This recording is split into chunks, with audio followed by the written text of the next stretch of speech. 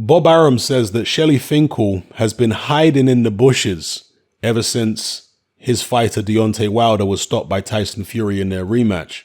He also claims that Shelly Finkel hasn't even read the contract.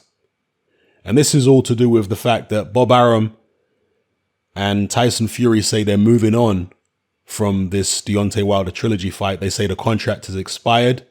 Shelly Finkel shortly afterwards came out and said, no, we're going to fight Tyson Fury in December. But since then, Bob Arum has doubled down.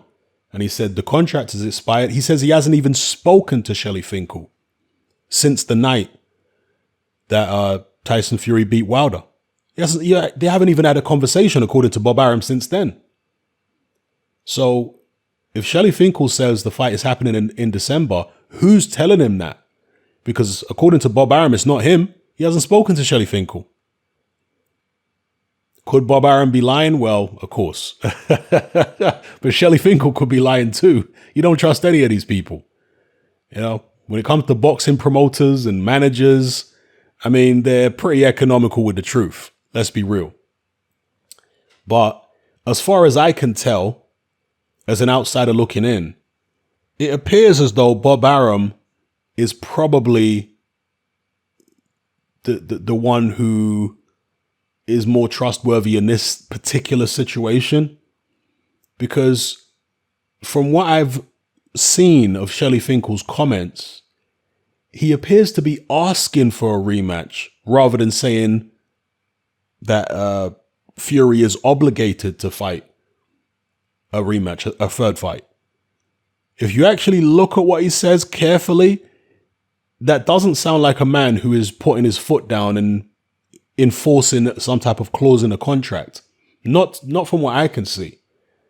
Whereas Bob Arum is pretty forceful and pretty, black and white about the fact that Tyson Fury is moving on and they're going to fight somebody else, either Carlos Takam or Ajit Kabayel. We'll see how the situation develops. Perhaps it could be a case of Fury Wilder 3 not happening in December, but maybe happening early next year. But again, that's only if the contract hasn't expired. Maybe they can argue it from a legal perspective and say, because of the lockdown restrictions, that made it impossible for them to have the trilogy fight before the contract expired. Therefore, legally, they should be allowed more time, etc., etc. Maybe something like that will transpire. We'll see. But as I've said previously in other videos, it is my personal view that Wilder's team want the fight for sure. Why wouldn't they? They're trying to secure the bag. Okay, Shelly Finkel, JD's, Al Heyman. Do you think they just want Wilder to drift off into obscurity and not get at least one more big payday out of him? They don't want that. Now, of course, the payday for Fury Wilder 3 wouldn't be anywhere near as big as the payday for Fury Wilder 2, but it would still be some sort of payday, right? They'd rather he take the fight than drift off into obscurity and start fighting for, 800 grand again. So I think the team, they want it, but Wilder himself, I'm personally convinced that he doesn't want it. And ever since he lost to Fury and was stopped in such a humiliating fashion, he didn't want it again. At least not right now. Will there be a time in the future where Deontay Wilder picks himself back, picks himself up, pulls himself together and actually does want to go back in there and settle things with Fury? Maybe. That could be a possibility down the line sometime. But right now, I just don't think Deontay Wilder wants to fight.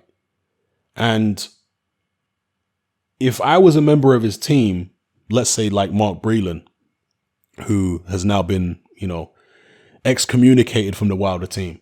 But if I was a member of Wilder's team, I cared about his best interest rather than just securing the bag, then I would want Wilder to take at least one, maybe two rehabilitation fights.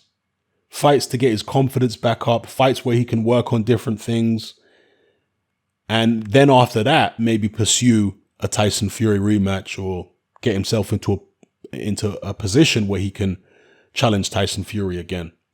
That's the route I would take, because as I say, I think his confidence is really, really low at the moment. I think his ego is really, really bruised.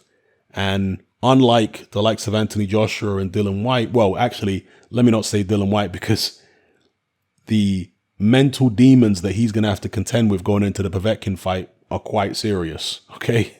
But certainly with Anthony Joshua, we saw the way he was able to pull himself together and go back in there in an immediate rematch with Ruiz and be successful. I'm not sure Deontay is in a gooder place mentally as AJ was when AJ suffered his defeat. AJ was able to, make sense of things, pull himself back together, go in there, lose a load of weight, change his game plan, and come out victorious. Wilder obviously is going up against the better fighter than Andy Ruiz and Tyson Fury. And unlike in the AJ Ruiz situation, AJ always was a better long-range boxer than Ruiz, even though you had all these jokers online saying, no, Ruiz can outbox AJ and all this nonsense.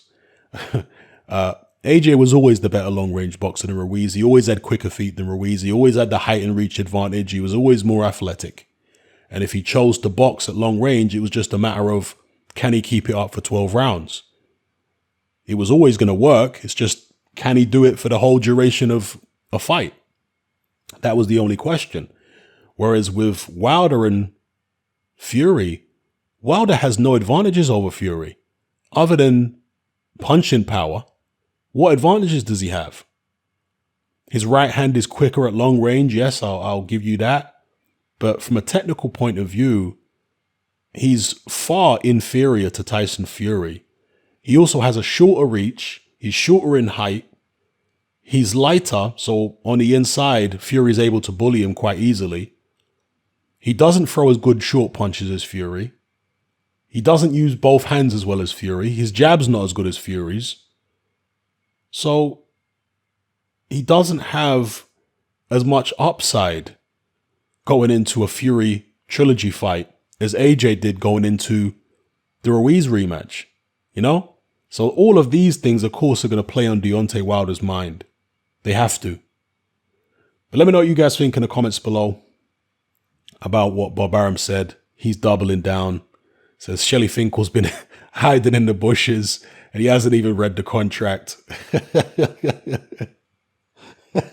That did crack me up. Bob Arum is, quite the troll. He's always trolling Eddie Hearn and trolling different people. I personally found the Shelly Finkel comments very amusing. Shirley Winkel, of course. Eddie Hearn's been trolling Shelly Finkel for a long time. I've been trolling Shelly Finkel with the X-Files, all that business. And you know what? It's all fun and games. I'm sure Shelly Finkel's not losing too much sleep over it. But let me know what you guys think in the comments below.